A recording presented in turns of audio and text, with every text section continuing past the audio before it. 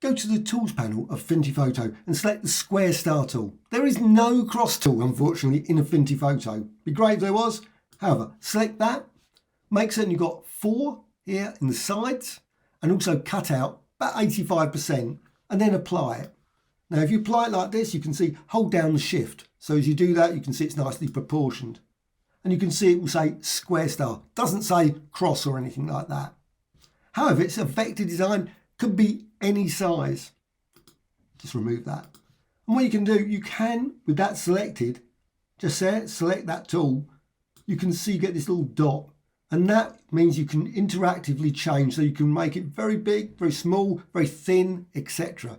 You can also, of course, just rotate it. It's just a standard path. You can just rotate it like that, 45 degrees, and you get maybe more standard crossing. It's still active, so you can go up here and you can still change the cutout, make it very thin, etc. You can also fill it with gradients. So just go here to the gradient tool and just add a gradient like that, and any other gradient or colour, etc. Also, you can, of course, make it hollow if you want as well.